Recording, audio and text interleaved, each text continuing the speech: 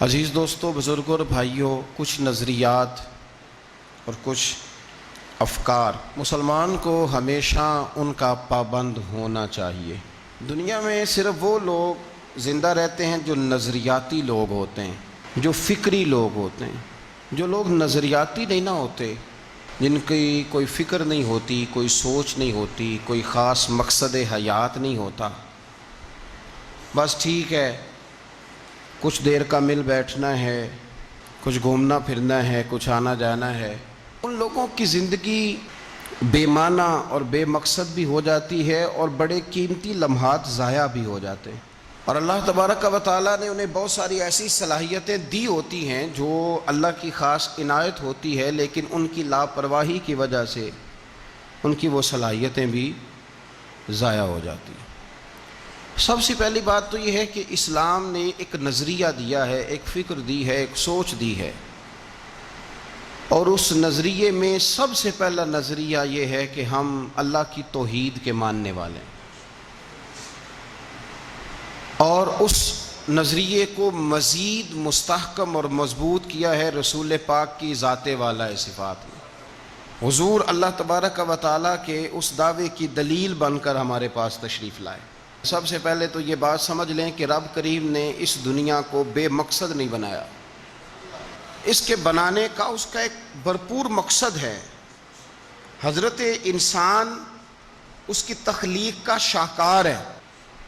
دنیا میں سارا کچھ اللہ تعالیٰ نے انسان کے لیے بنایا ہے، اور انسان شاہکار ہے رب کریم کی ربوبیت کا۔ پتہ ہے دنیا میں سب سے زیادہ ضرورت ہوتی ہے سوئے ہوئے شیر کو جگانے کی۔ اگر وہ جاگ جائے اور اسے پتہ چل جائے کہ نہیں میں تو شیر ہوں، تو پھر بڑے کارنامے سر انجام دیتا ہے۔ انسان اللہ کا نائب ہے، اللہ کا خلیفہ ہے۔ وَإِذْ قَالَ رَبُّكَ لِلْمَلَائِكَةِ إِنِّي جَاعِلٌ فِي الْأَرْضِ خلیفہ۔ اللہ نے جب حضرت انسان کو پیدا کرنے کا ارادہ کیا تو فرمایا میں زمین میں اپنا نائب بنانے جا رہا ہوں۔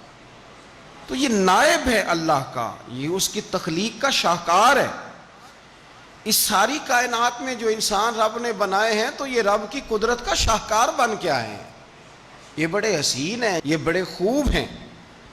تو حضرت انسان کو اس نے بنایا ہے، سجایا ہے، سنوارا ہے، کس لیے؟ اس کا بھی پھر مقصد بیان کیا۔ فرمایا وَمَا خَلَقْتُ الْجِنَّ وَالْإِنسَ إِلَّا لِيَعْبُدُونَ، یہ جن اور انسان میں نے سجائے سنوارے بنائے اس لیے کہ میری عبادت کریں گے، یہ مجھے راضی کریں گے۔ تو کوئی چیز بھی اللہ نے دنیا میں فضول اور بے معنی بنائی، کوئی چیز بھی۔ حتیٰ کہ اللہ تعالیٰ نے قرآن مجید میں فرمایا ان اللہ لا یستحیی ان یضرب مثلا ما بعودۃ فما فوقہا، فرمایا بے شک اللہ تو اس بات سے بھی حیا نہیں کرتا کہ ایک مچھر کی مثال بیان کرے، یا اس سے بھی بڑھ کر کوئی چیز بھی دنیا میں ایسی نہیں، کوئی بھی جس کو اللہ تعالیٰ نے فضول اور بے معنی۔ تو اتنی پیاری کائنات بنا کے، سجا کے، سوار کے، یہ اس کی رحمت کے تقاضے نہیں کہ وہ ایک لمحہ لگے اور ساری کائنات تباہ ہو جائے اور گزر جائے۔ بڑا بڑا زمانہ لوگوں نے کفر کیا، شرک کیا، لیکن مالک نے انہیں بھی ڈھیل دی، ان پر بھی فوراً کوئی عذاب نہیں آئے۔ اللہ نے بڑا پیار کیا اپنے بندوں سے۔ تو چیزوں کو بے مقصد نہ سمجھیں، ایک تو بے معنی نہ سمجھیں۔ اَلَا يَعْلَمُ مَنْ خَلَقَ، سورہ ملک میں فرمایا کہ خبردار وہ جانتا ہے جس نے پیدا کیا ہے، اسے خبر ہے کہ کون سی چیز کس مقصد کے لیے پیدا کی گئی۔ تو ہر چیز کی اہمیت کو سمجھیں، صحت کی اہمیت کو سمجھیں، ماں باپ کی اہمیت کو سمجھیں، نوکری کی اہمیت کو سمجھیں، اور سب سے بڑھ کر اپنے دین کی اہمیت کو سمجھیں۔ چیزوں کو اہمیت دینا شروع کریں۔ یہ جو زندگی میں لاپرواہی کا مزاج ہے اس سے نکلیں اور اپنے وقت کو بہت زیادہ اہمیت دیں۔